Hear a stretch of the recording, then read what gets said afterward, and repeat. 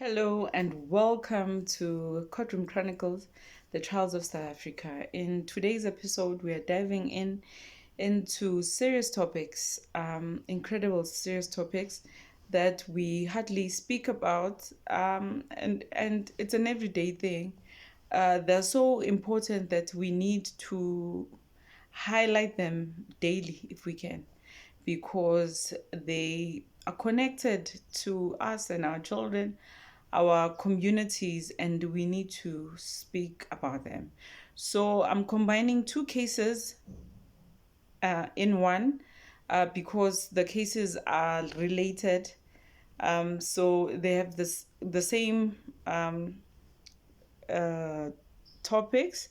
So I decided to combine both of these cases that recently came to light and make them into one thing. So, what am I talking about? I'm talking about child exploitation and grooming.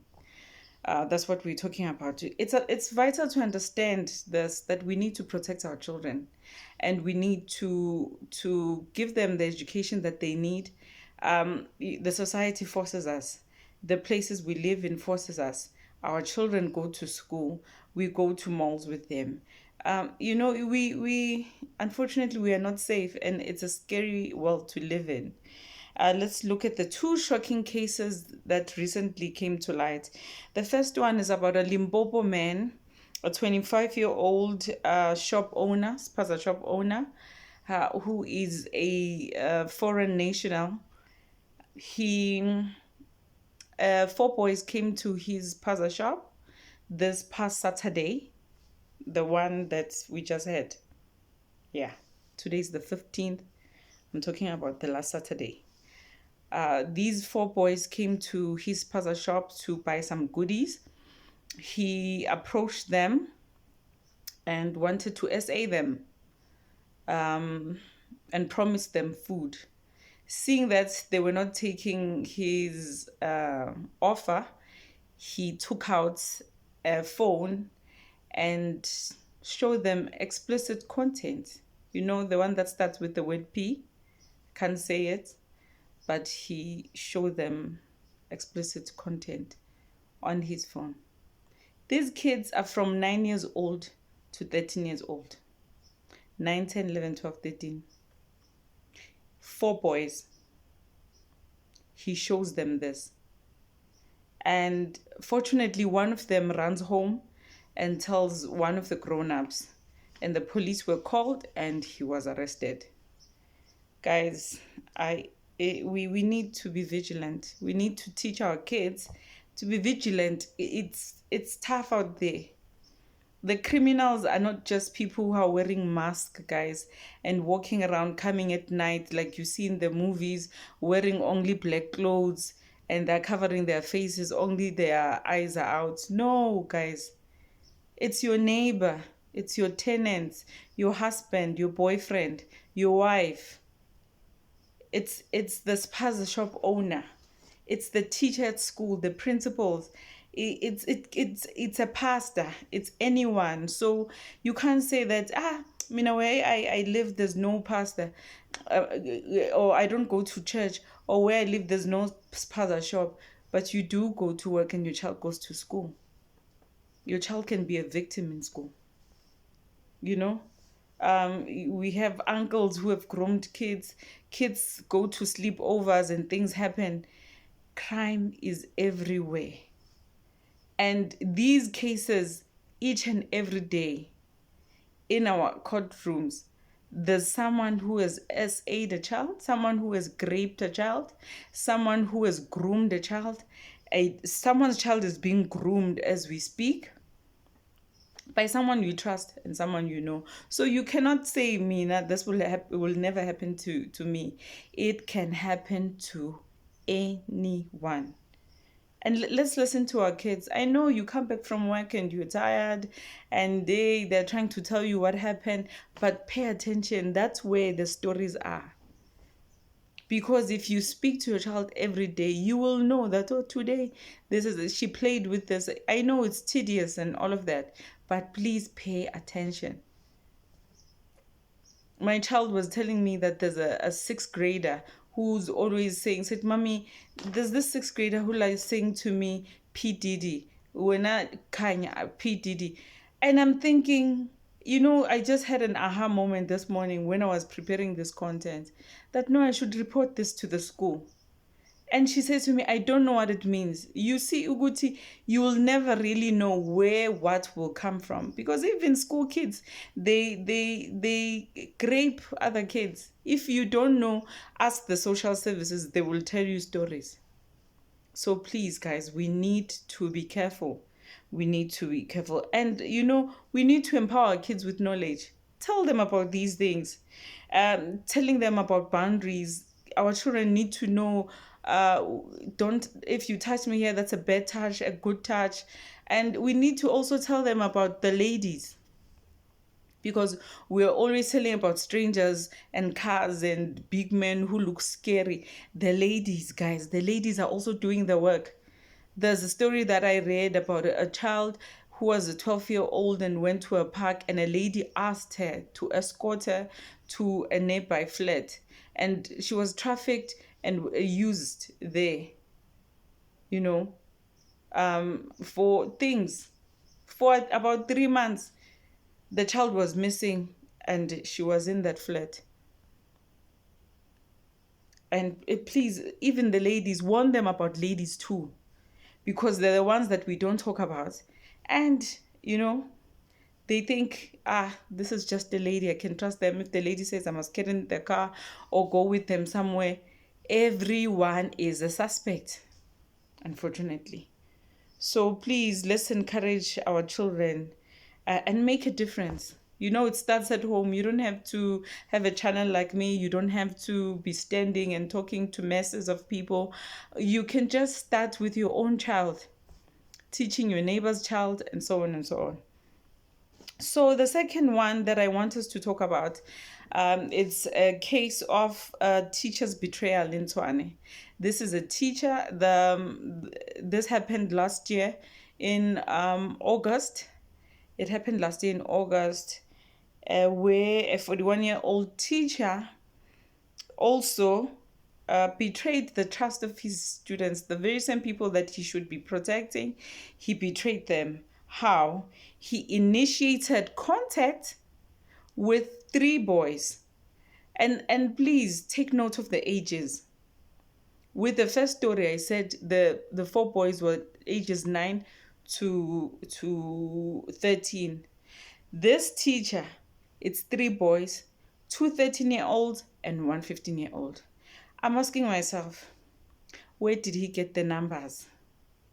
Where did he get their numbers? Because in school, we give our numbers as parents. But this teacher, where did he get these children's numbers, guys? Our children have cell phones. They have their own rooms. We do not monitor their cell phones. They've got access to the internet wire. We've got Wi-Fi's in our homes. Your child is there for hours. You don't know who they're talking to. You don't check on the phone. Things are happening. I need my parents to wake up and smell the coffee, guys. It's bad. It is bad. We cannot afford to be sleeping parents. We cannot afford to be just parents who pretend like we don't see things and only wait when there's a match. And then that's where we are, and chanting and saying all of those things. It's a good cause. I am proud of South Africans, the way they stood up for Ukwekwe. But I'm saying, do not wait for it to get to that point. So this teacher, he initiated contact with these 3 boys, and he began sending them inappropriate pictures of himself. But it didn't stop there, hey? It didn't stop there. He went on to ask for them to also send him pictures. He even demonstrated it to one boy. He took it further. When the boy sent him back a picture, he took it further and did a video call and showed the boy everything. Guys, we need to be careful. And in the video call, he was demonstrating shocking and unacceptable behavior. Luckily, one of the boys told one of the teachers, and they were asked to bring their cell phones, and this was investigated. And upon investigating, they found that, yeah, they found horrific actions in the phones. The school acted quickly and alerted the police, and he was arrested. So, guys, these two cases highlight the importance of open communication between ourselves and our children. We need to have those conversations. With my boy, an incident made me, while he was still in primary school, when my sister gave him a phone, and an incident that had happened forced me to have that type of a conversation with him. Because we've got LO in schools. They are teaching this, and if you are not talking to them, and as early as 7, 8 year, whatever, that these kids, they are very smart. They know where babies come from. You can't tell them they come with an aeroplane or a helicopter, or you bought the child. They know. They might not know everything, but they know they are smart. And if you don't teach them, their cell phones will teach them, or their friends, or someone will say something that is inappropriate, that you wouldn't want your child to know. So how can we protect our children, guys? Open communication, like I said. Feel comfortable talking to your kids about anything that feels wrong, and confusing. Creating an open environment where kids share their concerns with you. It's essential for safety, guys. I was so emotional when I was watching a TikTok, and one of the parents was explaining to their child what happened to Ukwekwe, because I also had to have that conversation with my daughter. And after asking her questions and teaching her gently, telling her who to allow, where to touch her, and all of that, she asked, "Do you want to see Gogenshin?" And she said no. And then the mommy asked why. I said, "I'm scared. It's scary. It's a scary, but a very necessary conversation. Teach your kids boundaries, their personal space, what's inappropriate, even from a neighbor, even from a pastor, a teacher, principal, a nanny. Anyone can be a perpetrator, and your child can be a victim to that. And teach them safety, sharing personal content with strangers. Don't write your kid's name on their school bags, please. Even it's people they know, especially people they know. Empower your kids. Let them know that they have a right to say no. Sometimes your child will tell you, "I don't want to play with that person." Then you say, "Hey, Usile, why don't you want to play with other kids?" Go, your child is feeling something. Please, guys, teach them to be kind, but also to have boundaries and to listen to them. Report suspicious behavior. Encourage children to tell an adult immediately. I love what happened in these two cases. One of the boys with the spaza shop owner, the foreign spaza shop owner, went and told an adult, and this guy was arrested, with the teacher also. 3 boys, 2 13-year-olds and 1 15-year-old.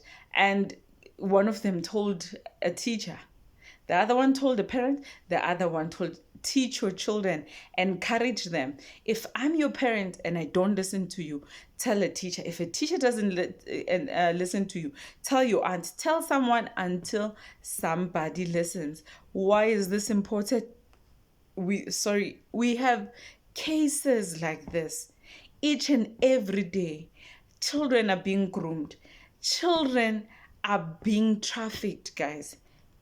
We cannot afford not to teach our children these things. So when we work together, we can create safer spaces for everyone. I know we can't fight crime on our own, but whatever you do in your corner will make a difference. Believe me, it will make a difference. These cases are painful to discuss, I know, but they bring light to the critical importance of staying vigilant and proactive when it comes to our children's safety. And remember, children are often unaware of dangers they might face. They're just kids. But if we educate them, We will be empowering them. Look at a lot of us who are adults now. We are suffering, guys, from these type of things, from things that had happened to us as kids, as teenagers, as young adults, as grown women. You are still traumatized about something that happened to you when you were 6-year-old, 4 years, 8-year-old. You know, when this story came to light, people spoke about their own stories with their uncles, with whoever, neighbor. A lot of things happen, guys. So we're trying to have a generation that won't be healing from these kind of things that we went through with. And believe you me, this content, what I'm talking about, is very relevant in my channel. Because what am I trying to do? Yes, we are talking about court and trials, murder. We are talking about your corruption, fraud, and everything. But there are also cases and trials about these. People are being sentenced every day because of issues like this. So it's an issue that affects you as a citizen, it affects me as a citizen, and we need to do something about it. And today, thank you for watching. Thank you for watching and learning with us today. Please like, share, subscribe, hit that notification button. If you like this type of content, please do the right thing on YouTube. Here on YouTube, I've also got a Facebook page that you can like and follow. Yes, and yes, let's go deep, look deeper into those cases and try and empower ourselves as citizens of South Africa, empower ourselves with knowledge to create that safer space and for our children to grow up in a healthy environment and a safer world. Thank you so much for watching. And until next time, God bless.